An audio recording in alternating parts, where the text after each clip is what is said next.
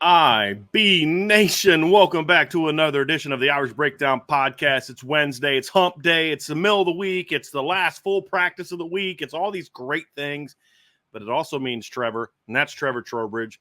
We are 3 days away from watching Notre Dame again, watching the Irish get back at it here on Saturday against the Stanford Cardinal. A lot at stake, as we talked about yesterday, Trevor, and today we're going to dive a little bit deeper into the Notre Dame versus Stanford matchup from a defensive Notre Dame offense, Stanford defense standpoint. Then we're going to talk game records a little bit, and then we're going to dive into our bites or hold.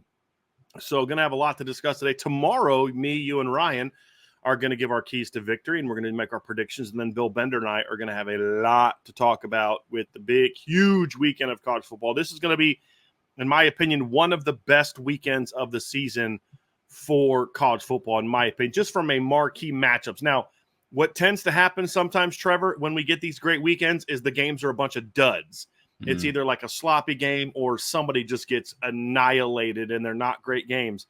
But I just have a feeling it kind of ties into what my prediction was coming into the season. The one prediction I felt most confident about is there are going to be no undefeated teams in Power 4 this year. Just because I don't see anybody that's great, and I don't see anybody that's there's a lot of teams ascending, and outside of a couple teams, there aren't really a lot of just elite teams. And so that's kind of where it's at. So we're going to dive into that tomorrow. Friday, you and I'll be back for the mailbag and a lot to lock in on. I just want to issue an apology to everybody for us going at 2 again today.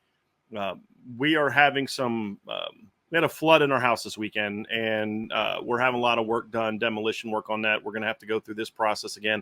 I am not saying this to complain. There are a lot of people in North Carolina and Tennessee that would love to trade places with me right now, and I'm very thankful and grateful that we are where we are. But it has just created a lot of havoc at my house, and they were supposed to be done with the work before 1 o'clock. They were not able to do that, and so that's why we're getting started late today. I just want to let you apologize for that. We do plan on we will definitely have to start at 1 tomorrow. Like, we can't, and I let them know that, like, hey, I got to start at 1 tomorrow. So we'll go through that, and that's just kind of what I've been dealing with the last few days. But again, my wife and I have had to sit down for a second and remember how blessed we are, because there are people that, our fellow citizens in different parts of this country that no longer have homes because of the storms. And some people are probably going to lose some homes again this weekend. So we will continue to pray for them and pray for the best. So I just letting you guys know so you understand why we went late again today and why we were late yesterday, but we're going to get back on track here very soon. They're doing a great job with the demo. We're very fortunate that it worked out, because there was another issue that we didn't know about that we now have found out. So anyway, that's kind of where we're at with everything, Trevor. So I just wanted to let everybody know that so we can get that out of the way. Now let's get down to Notre Dame football, Trev, because we talked about it yesterday, and we'll dive into it again today. This is a big game for Notre Dame, and sometimes big games aren't necessarily big because you're playing a great opponent, but it's big because this is an opportunity for you to make a statement, and statements aren't always good. Notre Dame's going to make a statement on Saturday. We just don't know what that statement's going to be. This is a big opportunity for them to make a statement, especially with, and I don't know if I mentioned yesterday, Notre Dame gets 3 games before the College Football Playoff Committee releases their first rankings, because Notre Dame has a bye the Saturday before those first rankings come out. So you get 3 cracks at this to really make a strong impression. And, this is going to be a big one against another ACC opponent, which still feels weird, but a rival, and a rival that beat you the last time on this field. So I'm excited about this game, but this is a big, big opportunity for Notre Dame, Trevor. I'm excited for the game, Brian. I'm ready for an awesome weekend of football. Glad to hear everything with your house is going on time and on schedule, so for the most part. But I'm ready to get after it. It's a big game for Notre Dame.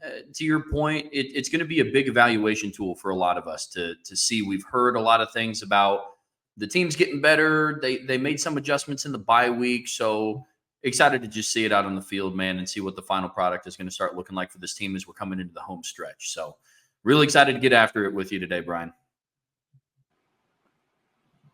So, Trevor, today's show is going to focus initially a lot on the offense, and we'll do some game records talk about the defense at the end, but we're going to talk a lot about the offense. And we had a plan for today's show where we're going to talk about offense and defense and all this, but honestly, outside of what we discussed yesterday, there's not a whole lot else to talk about.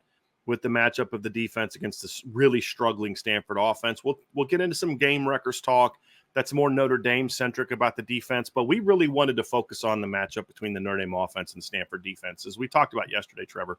And you and I have continued to dive even more into the film and really check out this Stanford team. And the first thing that you look at is just in general, as we mentioned yesterday, this is a big moment for the Notre Dame offense, Trevor. We talked about how this is a big moment for the team, but as we said in yesterday's show, for the defense, just keep doing what you're doing, right? Like, just repeat what you've done the last. I mean, even if repeat the performance had against Northern Illinois, which is very disappointing and substandard per their standard, it's still a game you gave up 16 points, right? Like, so you look at it and say, just kind of keep doing what you're doing. If you can get better, find some areas to improve upon, all that good stuff.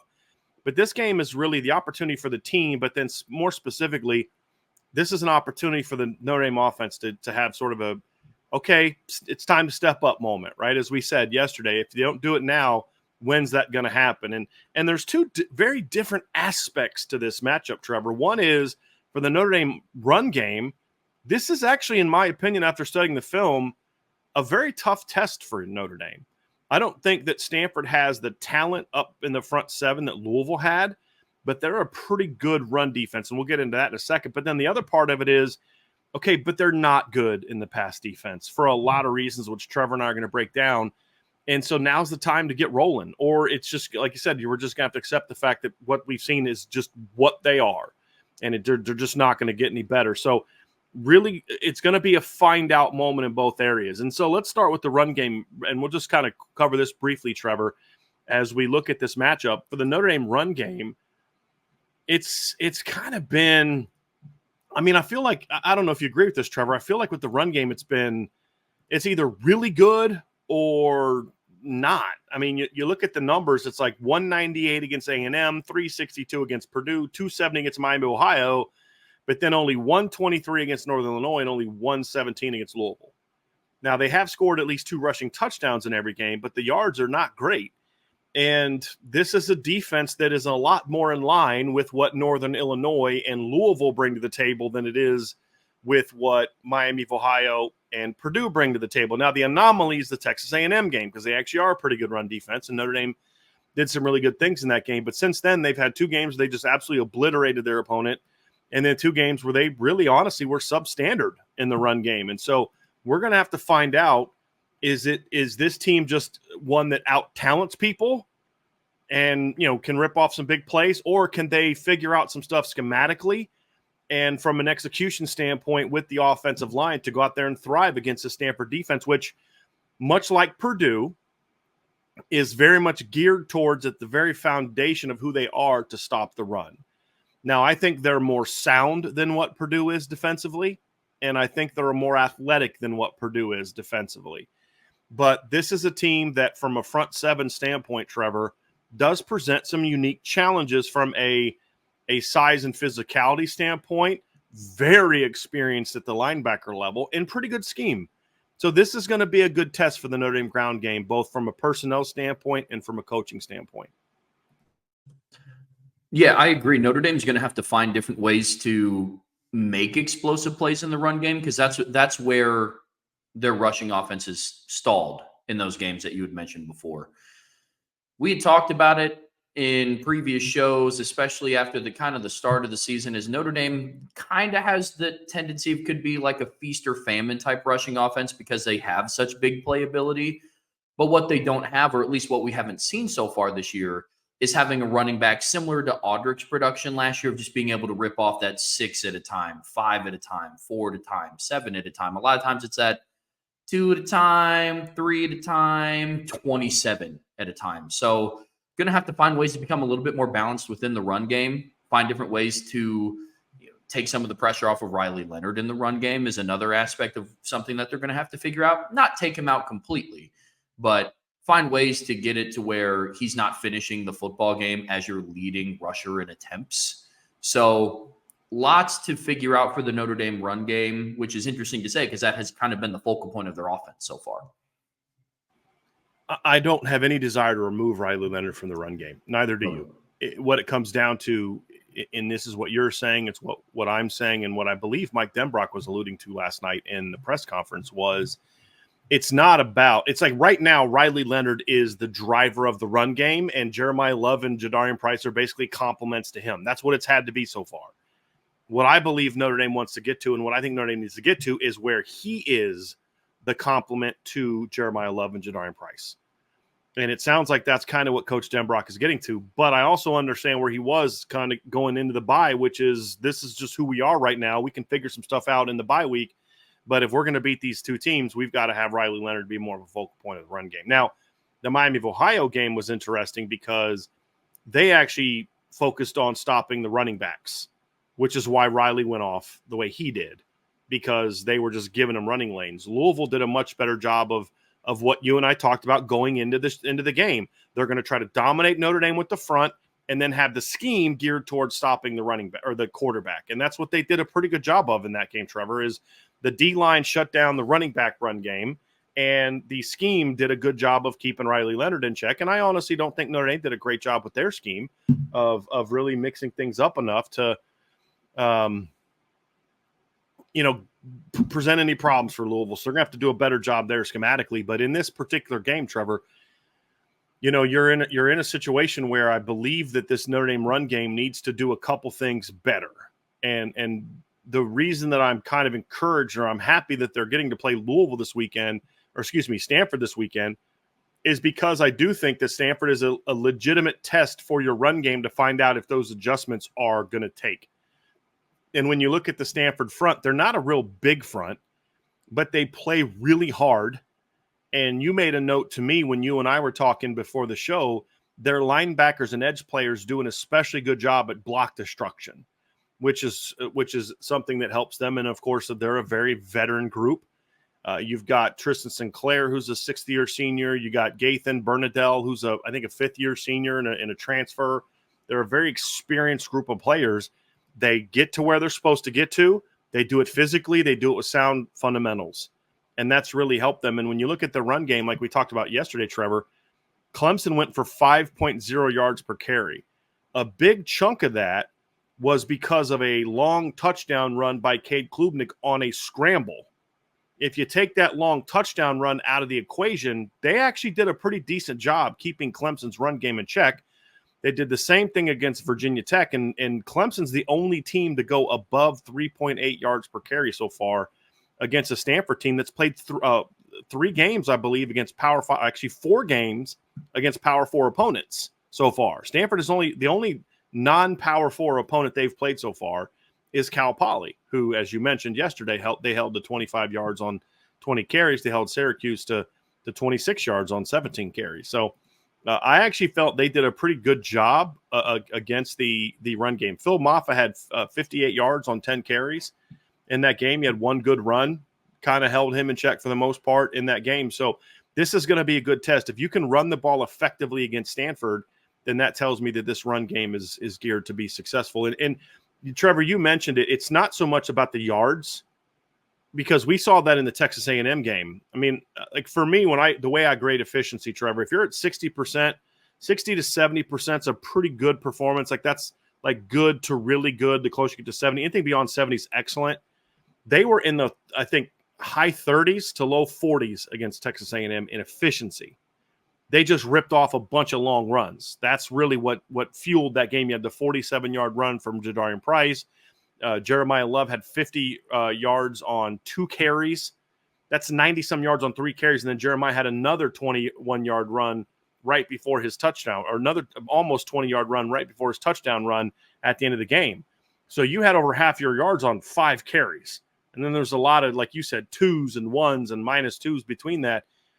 It's more so, can they create a more efficient ground attack? Because as we've seen against better run defenses, that style of big play can get hurt if you're playing a defense that schematically can somewhat, or has the personnel to limit the big plays. You're not efficient enough to stay on schedule with your run game. And that, to me, is the biggest area for needed improvement. It's kind of funny. I don't know if you watched the press conference yesterday, but they told Mike Denbrock that they're averaging over 200 yards a game rushing, and he was like, we are? He was surprised. And the reason that I believe, knowing Coach Denbrock, that he felt that way is because I don't think he looks at the run game and says, oh, this is a well-oiled machine. I think he looks at it and sees the tackles she lost, the misses, the mistakes, and those type of things. And he's like, that's why sometimes numbers can lie. And they had 2 games they just really dominated a team. 1 game where they had a lot of big runs that pumped up the numbers. But overall, this has not been a super efficient ground attack. It's a dangerous ground attack because of how talented the backs are. But the offensive line is going to have to be a lot better. And honestly, they're going to have to scheme better. This is a very uncreative run game where they do a nice job of finding a new wrinkle from week to week. I thought the run game design against Purdue was excellent. But the last couple games, I felt like they just relied on, okay, here's our new wrinkle, and it's going to be effective. But if they stop that wrinkle, then we don't have anything else to go to. And I think there needs to be a little bit more diversity with the inside-out attack from the run game, and that's another thing that we're going to find out if they're willing to make that adjustment this weekend, Trev.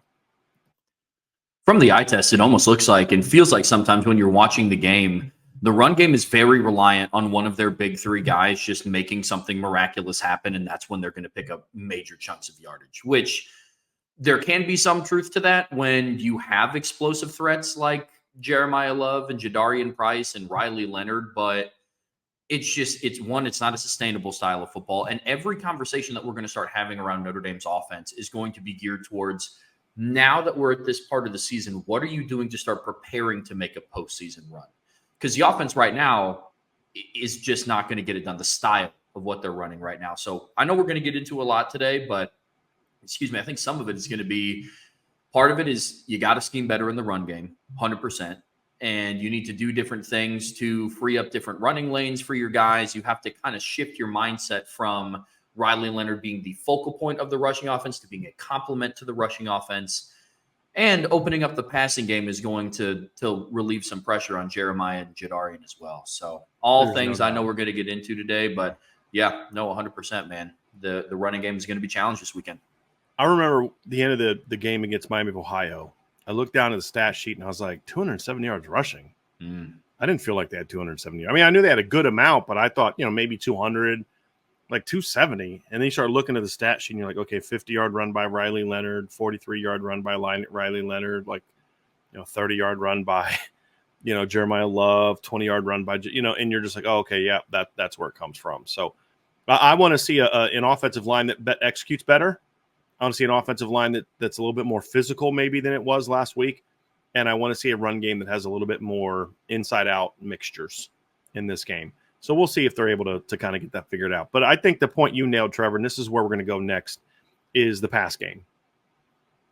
One of the things that, look, I don't care what you're doing pass game-wise, your run game needs to be more diverse. Not creative, because I think I used the word creative earlier, and that's not an appropriate term, because I actually think this staff does a good job of finding wrinkles and ways to run their top schemes. They've run counter 3 different times in 3 different games because it's a bread and butter play, and they know that we've got to run it differently to be effective against this team, and it's been very effective. Diversity is the word that I'm more looking for. Being able to use jet sweeps a little bit more in your action, and then maybe some power reads off of your jet sweeps. And the thing I like about power read is you're giving the defense something else to focus on besides just keying on 13 when he's on a designed run play. Give him some eye candy. And the other thing, too, is if they then crash Riley, he hands the ball off, and Jeremiah Love or Jadarian Price or Jaden Greathouse or Jaden Harrison or somebody's going out the sideline. And there's some play action wrinkles you can do off that. Just some quick pitch stuff, where maybe you're doing a little edge pin and pull with your tackle or your guard where you're getting the ball out quickly. Because their outside zone is more of an off-tackle play. That's more of an inside run. It can bounce, but it's designed to be cut inside the tight end. I'm talking about things that are designed to quickly attack the perimeter of the defense. And if you can find ways to quickly attack the perimeter of the defense, it makes it a lot harder for defensive coordinators to just crash downhill all game. And so that's what I mean by that, Trevor, is more diversity. So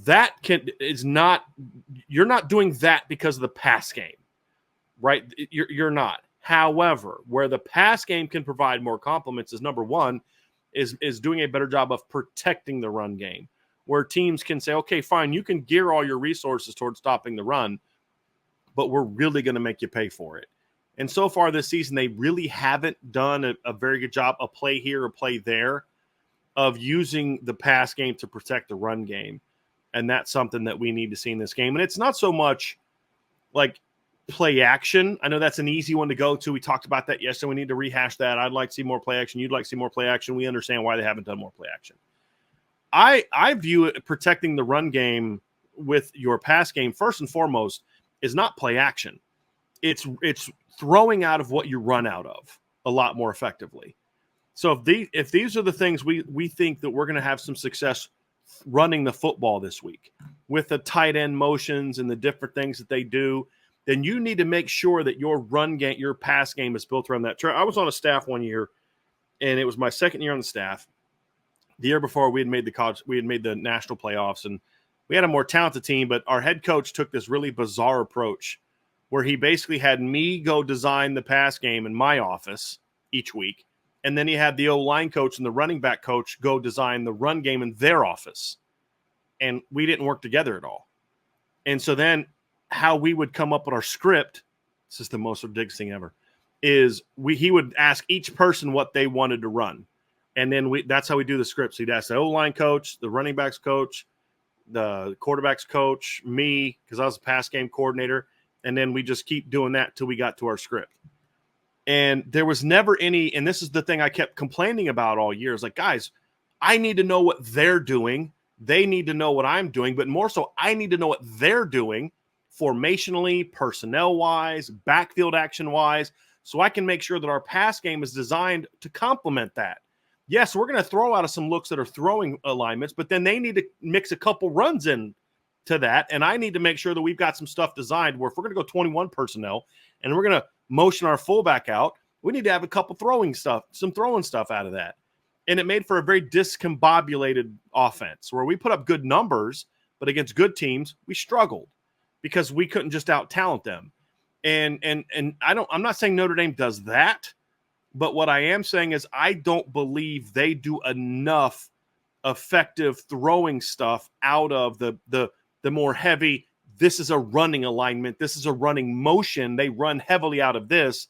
They need to have some things to say, hey, listen, we're going to line up in this. It's going to look like a run, but we're going to attack you down the field. We're going to attack the perimeter. We're going to do whatever out of these looks. And that includes some play action, but it just means overall your pass game has to be more effective out of your looks that are more, run heavy type of looks. And that's where a week of self-scouting should hopefully really help this staff figure that out. Like, hey, we're not doing enough throwing stuff out of these looks.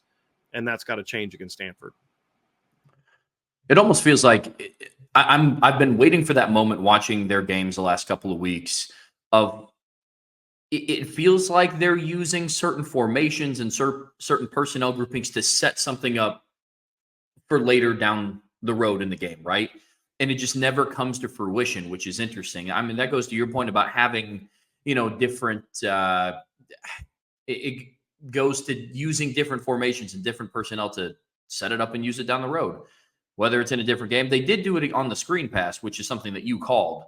But outside of that, it hasn't really felt like they're in that good of an offensive rhythm. It's very drive to drive for them. Sometimes they are, and a lot of times that's on the scripted first drive of the game. And then afterwards, it's just kind of, this is what we do. Yeah. Right. So I would like to see more of an offensive rhythm from them moving forward. And I think you said it perfectly. It's just using the same formations that you're using for your run game and using it to set up passes behind it. So I'm going to be interested to see what they do to set that up on Saturday. I want to bring this up here real quick, Trevor, from the original Clyde to Glide. I love that. You probably don't know what he's talking about there, Trev, right? You got to be an old school NBA fan. Clyde says, Bryan and Trevor, I'm enjoying your show down here in Florida. My family's in the heart of the hurricane, and it's very scary. However, IB gives me a moment to not think about the cane. Hey, we're glad to be here for you, man. We very much are. And just so you know, we are thinking about you, and we know just your ordinary Joe, one of our longtime OG members, is staying down there too. He's got 90-year-old parents. He's got to stay down there and take care of him because they can't travel. They can't evacuate. So there's a lot of people in those situations, and just know that we're praying for y'all very, very much. And, let us know if there's anything that you need from us for sure. So I appreciate you. Appreciate you being here with us today, Clyde the Glide. Appreciate you very much. Trev, there's some other things that have to happen in the pass game as well for Notre Dame to kind of get going. And here's another reason why I'm very curious to see what this pass game looks like coming out of the break. And as a like when I was a coach, I was a young coach. So it's like when you're a young coach, you're always moving from job to job. My first 5 years, I was at 4 different schools, right? So you understand, like, okay, it can take you a little bit of time to know your players' strengths and weaknesses, especially when you're in a situation where you don't have Riley Leonard all spring. You don't have Bo Collins all spring. You don't have Jordan Faison all spring because he was playing lacrosse. And, you're learning a lot about your football team. And then Jaden Harrison gets hurt, second week of camp? You don't have much of Mitchell Evans in the spring. Eli Raridan's very limited in the spring. So now you're in a situation where you've had all fall camp and 5 games. I'm very curious to see how Mike Denbrock reevaluates his team coming out of the break in looking at, look, coming into the season, I thought we were going to be good at this. We're running this concept a lot. We're running that concept a lot, and it's just not effective. We're just not working. So then you could say, okay, how do we get this stuff better, which is part of it. But the other thing that they need to be able to look at in this game, Trevor, and hopefully have some success is we have to find some things, looking at it from the coaching standpoint, we have to find some things that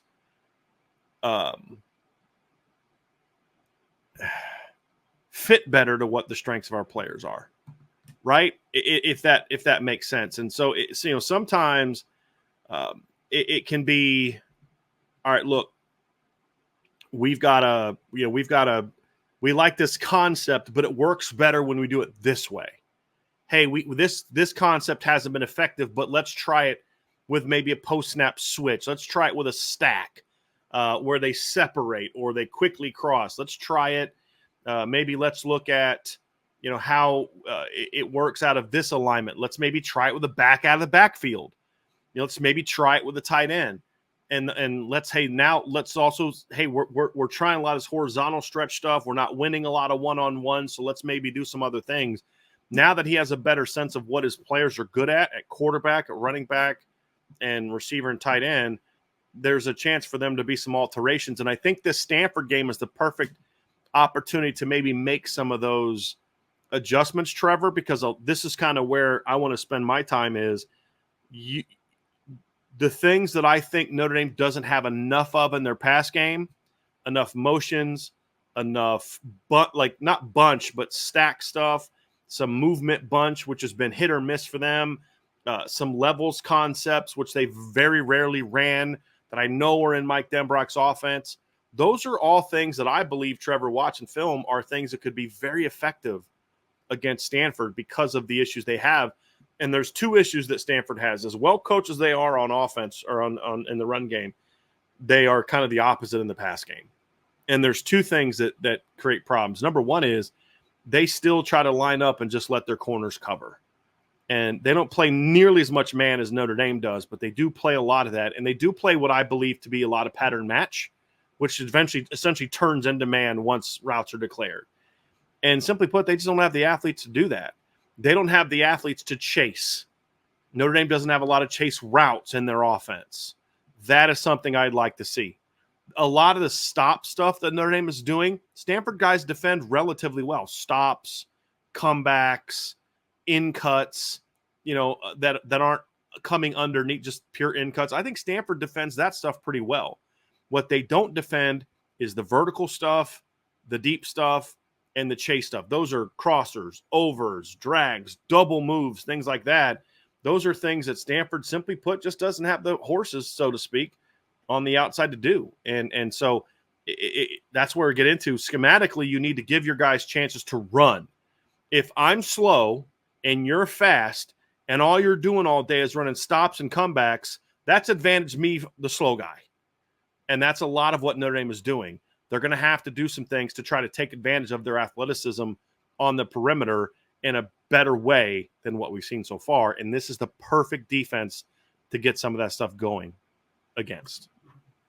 Stanford's defense, and you've already alluded to it, does a really good job of coming downhill at every level of their defense, which is why they're so good at stopping the underneath stuff. Talking comebacks, curls, fade stops, routes like that, because their main goal is to keep everything in front of them because they don't have the athletes to keep up with better wide receiver cores downfield. I've been asking for this for weeks is to give your wide receivers an opportunity to get yards after the catch. That is something besides a tunnel screen, because if you get them 5 to 7 yards down the field on a crosser route and get them into open space, Jaden Greathouse and Jaden Thomas and Bo Collins and Chris Mitchell, who is known for his speed, Jaden Harrison, who was an All-American returner before he came to Notre Dame, they all have ability after the catch. Jordan Faison has ability after the catch. We've seen that. So to your point, I don't want to beat a dead horse, but Notre Dame needs to find ways to get their receivers into space and start making plays, because right now their route concepts are very stagnant. They're very predictable. They're easy to sit on, which at some point is just kind of asking Riley Leonard to throw a pick if that's going to be the only routes that you're going to continue to run. At some point in time, too, Trevor, there does need to be some route improvements. And one of the things that's driven me nuts watching the receivers run routes is DBs know that stuff is coming. And so sometimes it doesn't mean don't run the route. Sometimes it means run the route better. And what's happening a lot is you're seeing the Notre Dame receivers break off a lot of their stop routes at like 9-10 yards. That's exactly where the defense is like, that's their breaking point. And so you'll see a lot of DBs kind of sink for a couple steps, and then right when they're about to flip their hips, which is exactly what you want them to have them do on a stop route, they then stop. The way that I taught that route and the way that I think the route should be taught, and a lot of the best guys do it, is it's not so much a 10-yard route. It's you've got to push vertical, eat up that cushion, and get him to flip his hips. Because if a DB does not flip his hips on off coverage, he's just going to squat on that route. And you're seeing that all game long. And so if you're going to have it be we're running it to a marker, then you need to say, okay, then we're going to push it to 12 to 13. And I think that would time up better too, because if you notice, there's a lot of times where Riley Leonard's stop routes get thrown late. But if you actually watch it, they're thrown late because he gets to the top of his drop and it's not there. It's either not there yet because he's getting out of his drop quickly, but a lot of times it's late because he's doing a drop that requires a deeper route than what they're running. And so they need to push that route more vertically, 12 to 13. If they're doing it off steps, then you need to add 3 to 4 steps onto your route. You know, some routes are 4-step routes, 6-step routes. People teach things differently. And I never liked the step routes except for quick game, because I'm like, well, what if I got a 6'4" guy and a 5'10" guy? Like, those routes are going to look a lot different. And as a quarterback, that can kind of jack you up, especially if you got to win off the line of scrimmage. Like, okay, when do I start counting the steps? You know what I mean? It's like I want an idea of the depth of a route. So everybody does it differently. I don't know how Notre Dame teaches that, but there have been so many opportunities where they were a step away from really getting that guy to flip his hips. And the minute you flip your hips as a DB, I've got a good shot at getting open and beating you on those particular plays. And so those are some route adjustments that they need to do as well that could help them, hopefully help them be more effective. I agree. Totally. And I think one of the other things that they can do as well is Notre Dame doesn't, from a receiving standpoint, in my opinion, they don't do a really good job of keeping a defense honest. One reason why corners are able to sit on some of those routes is Notre Dame has proven that they're not going to attempt to push the ball down the field. It's all kind of like that domino effect. If you're not willing to push the ball down the field, corners can start to sit on routes. The box starts to get a little bit more bunched in. Your run game doesn't have that much success. So to your point, like we've said earlier this week, I'm not asking for Notre Dame on Saturday to go out and throw 38 go balls to Bo Collins and Chris Mitchell. I'm not saying that at all. But all it takes is those, 2 to 3 shots down the field, and stuff starts to open up. I don't think it's a mystery that the most amount of deep shots Notre Dame has taken in a game was against Miami of Ohio. And some of the biggest runs that they had ripped off in the season were also against Miami of Ohio. Good things happen when you push the ball down the field, especially when you have a good receiving core like Notre Dame's. It's just tough because you say Notre Dame has a good receiving core, people immediately go look at the stats, but the talent is there. Route running needs to be refined. wholeheartedly, like you had touched on. But definitely think that another thing that will help them, in addition to improving their like route running technique, is having a couple routes that are going to push the defense deep and get the DB more committed to flipping his hips. Because right now, if I'm Notre Dame, if I'm a defensive coordinator going up against Notre Dame, I'm just asking my corners to sit on routes. And just if they beat us deep, they beat us deep, because that'll be the second time they've done it all season. That's the way that I look at it as well. And for the love of all things holy, can we please get a double move? Like, just give me something. Give me some kind of double move, something that's going to, cause a team to make a decision. Now, again, here's the problem. This all comes down to the same thing.